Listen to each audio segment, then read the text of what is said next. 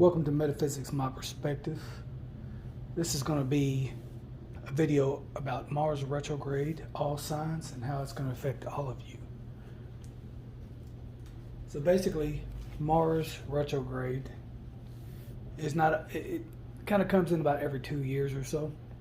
And it, was worshipped by the Romans as the god of war. Some of you might be familiar with Aries as being the ruler of Mars. The Amazons are connected to Mars, and pretty much Mars deals with your passion. It deals with your sex drive, your anger, the color red, just a lot of different things. It also deals with iron is like, metal. So I have a theory myself, and I believe that people that eat or have like a lot of iron, especially when it comes to red meat, are more influenced by Mars, being that Mars is the ruler of that particular, metal. So it's going to retrograde basically from Sunday, October 30th, 2022 to January 12th, 2023. So just like with Mercury retrograde, it does have a shadow period, which we're not going to get into that, because just know that when it comes to the shadow period, you're going to have you're going to start feeling the energy a little bit before Sunday, the 30th or October 30th, and you're going to feel basically a little bit after that. But one of the most important things is just to be careful what you say to people during this period, because just like Mercury, it can bring up some of the internalized stuff that has been suppressed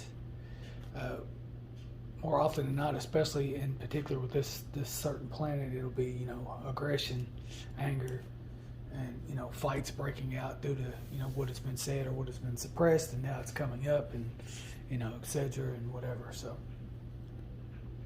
but anyway, I'll move on from the intro here and start on from Aries to Pisces. So thank you for watching. Have a good one. What's up, Aries? This is going to be your Mars retrograde reading. So I'm doing this in all signs. So Aries, for you, I'm also going to do, just to let you know, I'm going to do at least one card for you for this particular reading, but I'm going to tell you astrologically how this is going to affect you. So for you, Aries, it's going to be retrograding through the third house of communication. It's going to be retrograding in Gemini, and this is for all signs in regards to where it's, what sign it's retrograding in. So basically, Gemini, which is ruled by Mercury, which is the communicating sign, the thinking sign, and I'm a Gemini sun, so who better to bring it to you? And so something to keep in mind is when it's in your third house. This is the house of transportation. It's the house of communication. It's the house of siblings. So some of you could be dealing with sibling rivalry. May not be talking to people. You may have suppressed a whole lot of stuff that for instance, it could be a sibling that you haven't discussed anything with. And so therefore you've been suppressing certain things, and because it's in the third house, it's going to come back like a bad rash. So it's going to come back with more of a passionate, more of an aggressive nature for some of you, possibilities, depending on, how you look at it. Now, Aries, you're already this type of sign anyway. You're basically ruled by Mars, or Aries rules Mars. It just depends how you look at it. Some would say Aries rules Mars, or then Mars rules Aries, but regardless, just be careful what you say at this time, especially with it being in the third house, because another, example of that could be, somebody says something to you, you take it the wrong way through a text message. So it's probably not wise at this time to actually just, hit back as hard as you can. Because, this person could have, pissed you off a long time ago, and you have been suppressing, what you wanted to say to that person, and now it comes out. Also for Aries rising, same way. With Aries rising being that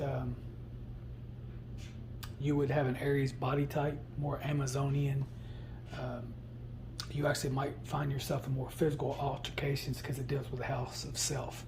Now this could be, this could also manifest in ways of just, working out, things of that nature, going to the gym more, just using that passion, that aggression towards your health, towards the gym, things like that. So it really just depends on how you want to look at it. But that's pretty much how it's going to affect you at this time. Just be careful. Just try to maintain peace during this period. I basically said in the intro how long it's going to last. So if you didn't watch the intro, just kind of go back and look at that. And I'm going to pull one card for you just to give you an overall theme of what to expect during this retrograde. Okay, Aries. Aries and Aries Rising. The card I pulled for you in regards to how or what the theme of the Mars retrograde will be for you is wisdom. So just like the third house, as I was, saying how this will affect you. Sorry I had to pause that because of the sirens, but that's something else too. Just the sirens reminded me that you might see a whole lot more fires or a lot of fire engines, a lot of crazy stuff going on. Because again, it deals with the house of communication and transportation, which is, in a way, that's a type of communication because something is traveling from point A to point B. So communication can be considered in a form of, or transformation can be considered a form of communication because you're traveling, you're taking something and moving it to another side. So, but just like it was, basically saying wisdom, I was telling you before with the third house is that you want to come from a place of wisdom this time. Now this can also be a spiritual teacher or somebody like that that's coming into your life that can impart wisdom to you during this time. It is also a card to remind you that maybe for some of you that are more spiritual or not even that, if you're just more of a physical being or whatever, depending on what you believe in and what you feel, you might want to reach out and find groups of people of like-minded. That way you can share your passions, your ideas, being that it is in the third house of communication. A lot of ideas, a lot of passionate ideas, can go back and forth. Now this can also be too, like, fit Aries, like muscle-bound Aries, or just people that really want to work on their physical body, meeting at the gym, communicating about passionate ideas, or like I said before, taking that passion and using that to help build their body at this time. So it can be telling you that it's time for you to join one of these groups or join these groups or join people that are of like-minded, that you can communicate your same beliefs and just everything that involves communication and deals with the third house. So anything else you would want to know about that or more about that, then I suggest you look that up and find some more information about it. This card, the wisdom card in traditional tarot, that is the Hierophant. So that can be someone that acts in tradition. Could be a Taurus that you meet. Could be Tauruses around you.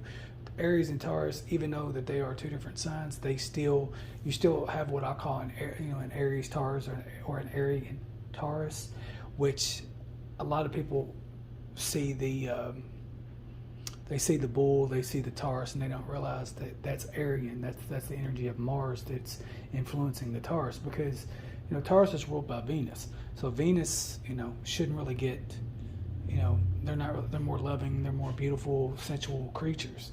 Now, the two things that makes Taurus more like that is the fact that Taurus is also, usually the opposite of Taurus is Scorpio. So Scorpio, one of its co-rulers is Mars. So they rule by Mars and Pluto, depending on which astrological, which astrological system you're looking at. But the anger, the bullheadedness, the red eyes, that are depicted so much within the bull, that's actually from Mars as well. So anyway, Aries, that's what I have for you. Moving on to Taurus. Thanks for watching. Have a good one.